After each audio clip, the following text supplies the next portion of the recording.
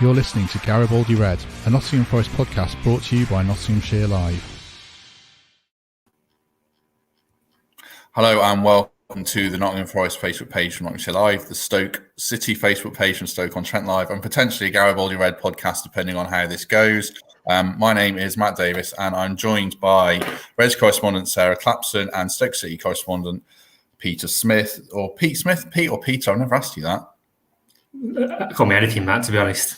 Bit of a weird start to talk about Stoke City 1, Forest 1 last night, to gather your thoughts to the day after the night before, the very cold night before. So yeah, first question, have you both warmed up after that one? It's more foggy than cold. I think it's always cold at Stoke, but last night it was on the fog meter, it was off the radar.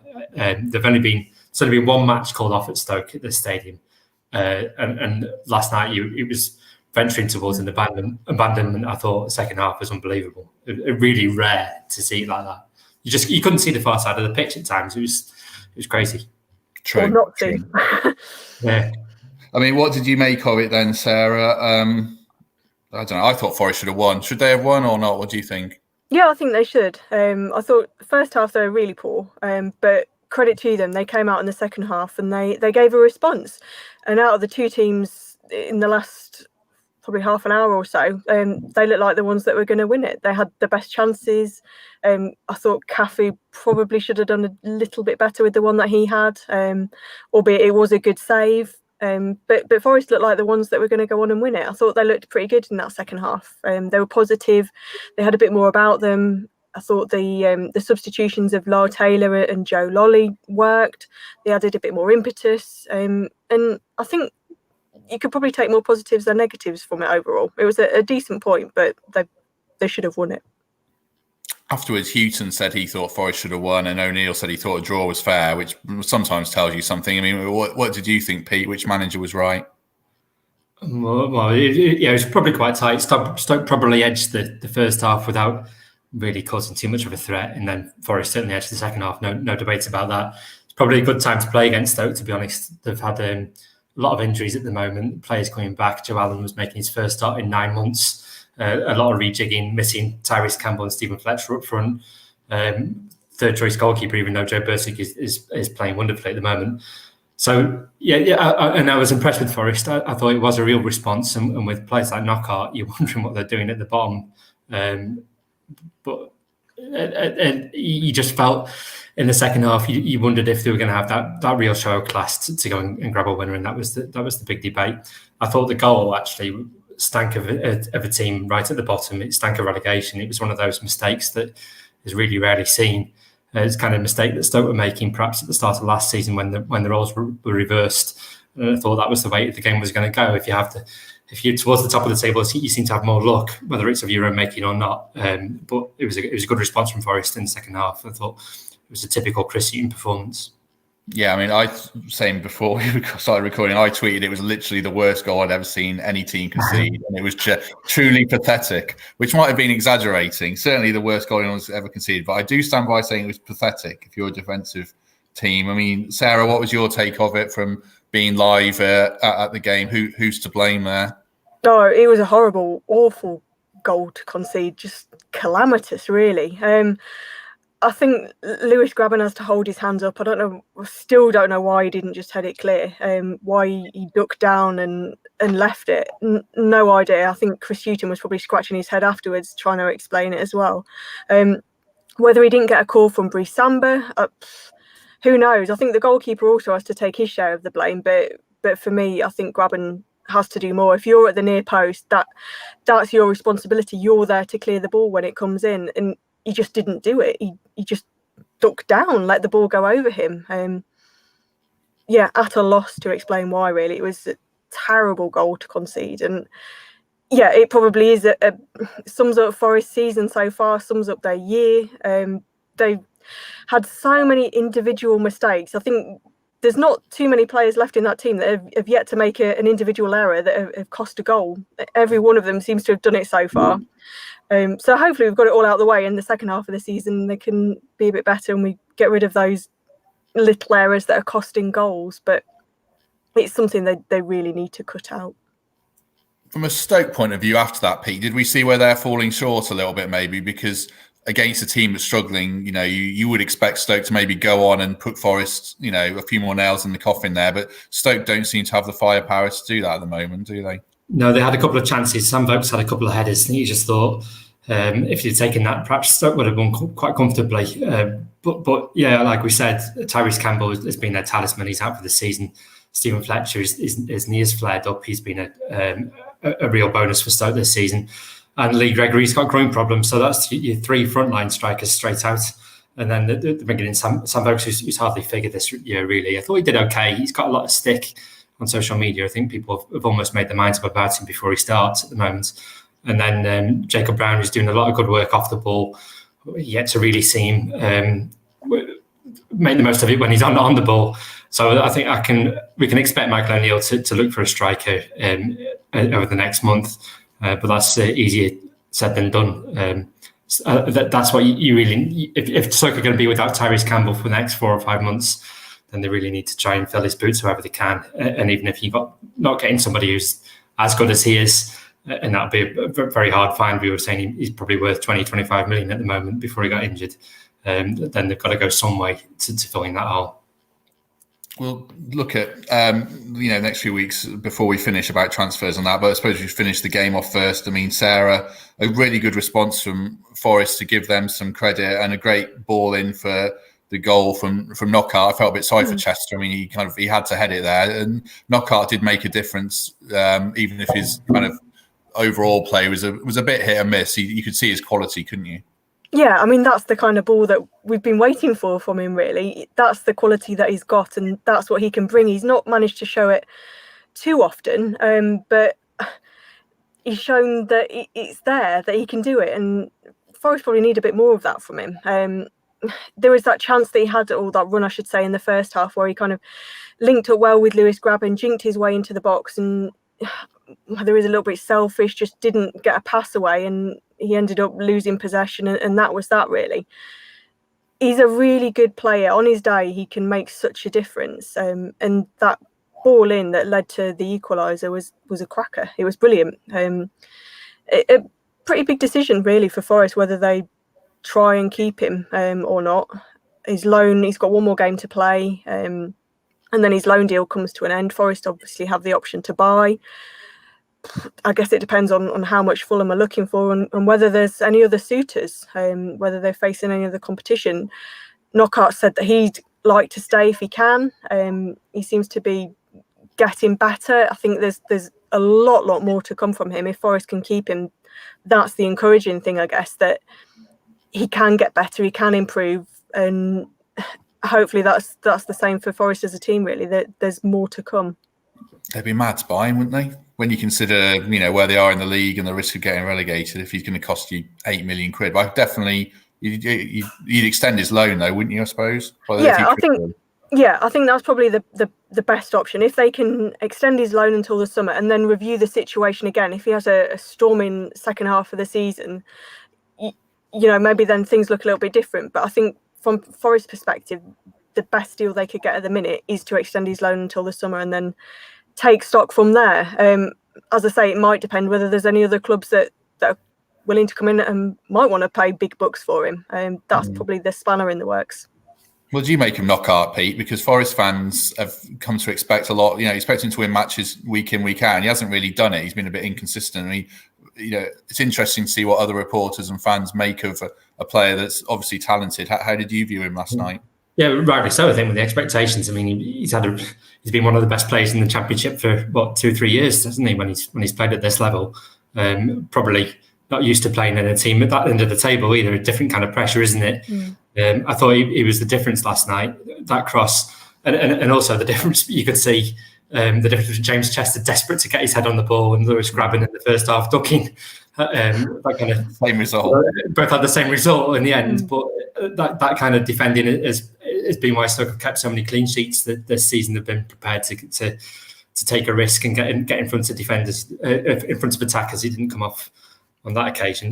With Knockaert, was kind of play Stoke after, ironically, although there certainly isn't £8 million knocking about to spend on anybody in January. Have Forest got that kind of money, even if they don't want to spend it at the moment?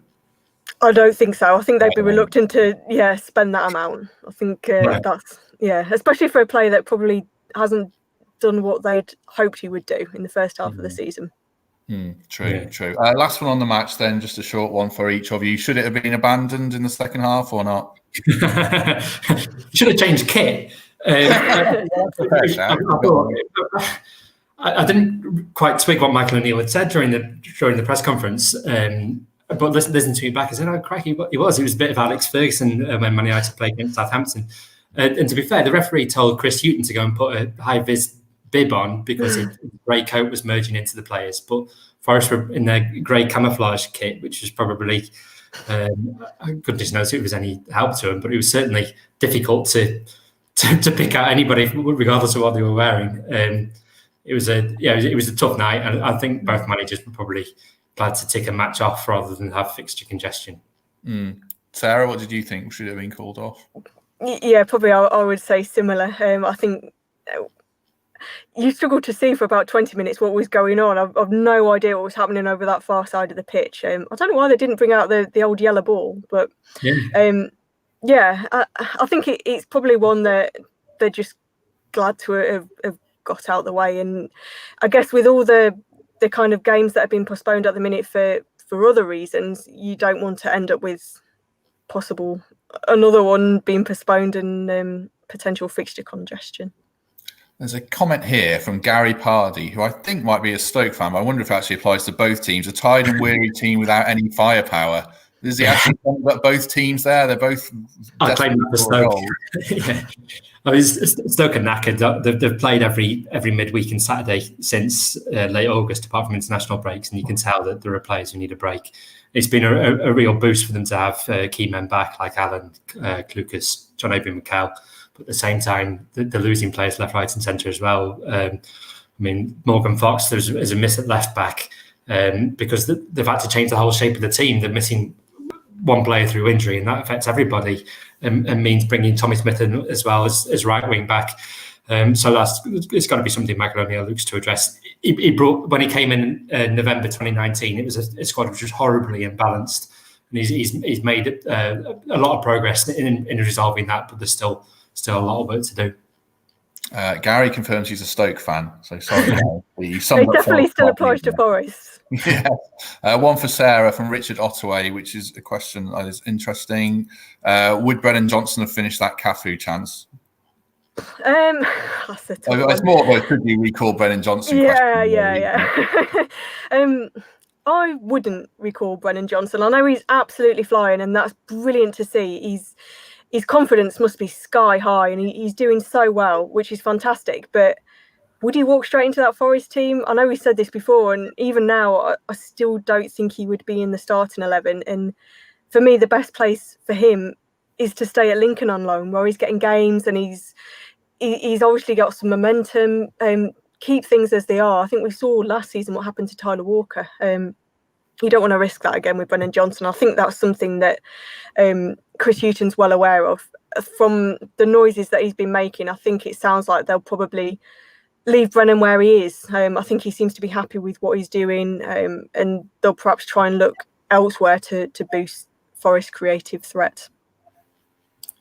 I think. Sorry to jump in. I think there were 3 or 4 Forest attackers in that squad last night who would have started for Stoke at the moment.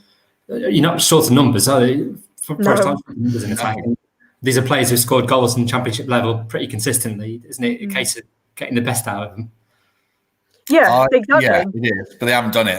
They've had a lot of games to do it. They haven't done it. I would recall Johnson because I can't believe I'd stick him straight in as a number 10 because I just think that Forest team, I think it's lacking just a bit of pace. I think they've got like Pete says, they've got the players, but it's all a bit too slow, a bit too pedestrian through the phases. There are not too many times where players are passing through the lines and running at the opposition, apart from the second half last night when Knockaert had that 20-minute spell where he was all over Stoke's left back. But that's just my opinion. I would get Johnson back in.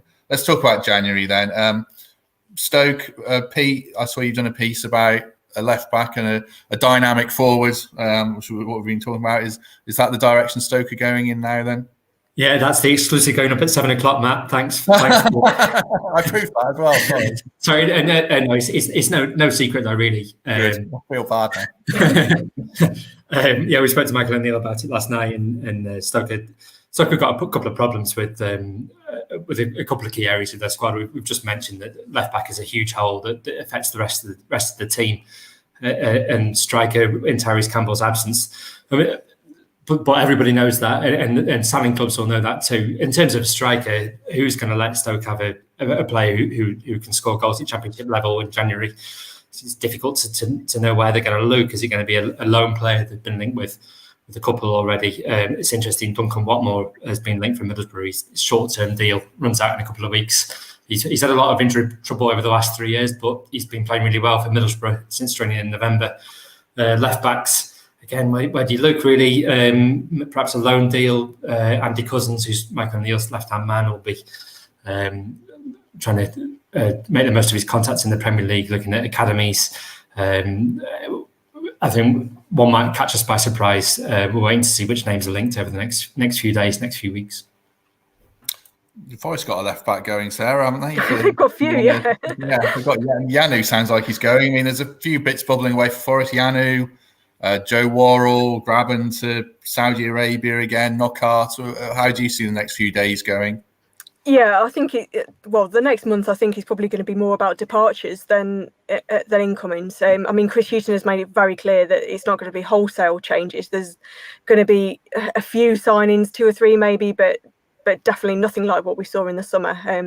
The priority, I think, is to cut the squad. They've got far too many players there that a lot of them are not getting even on the subs bench. They need to get rid of some of them. Easier said than done if you're not playing games. But left back, they've got quite a few of those, so I don't think it would be any surprise if Nicholas Ayonu left. It sounds like there is some interest in Greece.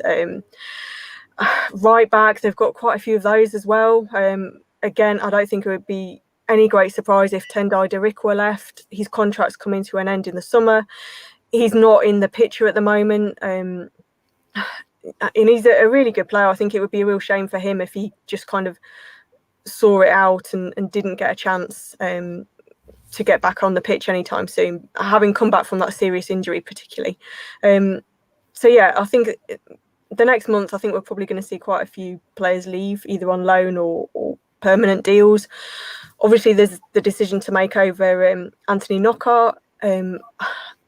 Whether Forest go back in for Kamil Grzycki, I think they'd probably look at it for certain. I mean, they came so close to signing him in the summer, but for a few seconds. So I'm sure they'll look at that again and reassess and see whether that's one they want to try again for. They need to bring in more attacking options. They need creativity. They need to score goals. They need to create chances, and that's something they've really been struggling with. So that's the kind of the area of the pitch that I'm sure that they'll be looking at. Is Worrell Sorry, Matt. It's tough to get rid of players in the Championship when they're playing. When you sign 50 in the summer, I guess that's exactly. Yeah, especially when they're not playing. Yeah. How Stoke aren't going to be able to get rid of any of theirs, are they, Pete? I mean, they've still got this cartel of players they can't shift, haven't they? Yeah, that's right. And then there are more to add to it as well. You look at Tom Ince, who came on for the last few minutes last night. He's hardly figured that he needs to move. Sam Vokes has hardly played. They've actually, because of the injuries, the fringe men have been getting into the team a bit more regularly, but there are some who are stuck too much on the sidelines at the moment. And Kevin Wimber and Moritz Bauer are the big two, signed for big money when Stoke were in the Premier League and just kicking about in the under 23s at the moment. And Sarah, just finished off by talking about Worrell. I mean, it's a gut instinct question, really, more than anything. Do you think he'll stay or go come the end of January? I think Forest will have their resolve tested. I think Burnley will absolutely look and try again to see if they can get him. I think it's a really difficult one. I mean, Worrell he's so committed to Forest. He's spoken recently about how he wants to be the captain long term. He wants to cement his place, and he wants to get the Forest in the Premier League.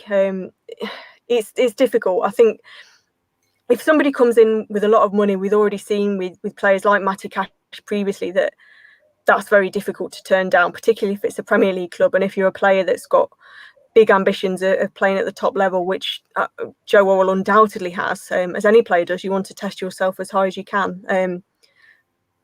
It's a really difficult one. I'd like to think that he'd still be here come the end of January, but who knows? Anything can happen. Well, thanks to everyone who watched along. Plenty of people joined us there and commented, and hopefully Stoke fans had patience with Forest talk and vice versa. Sarah, Pete, thanks very much to both of you. Hope that wasn't too taxing for you in the warm. Yeah, much better than last night. Much better than doing it in the cold.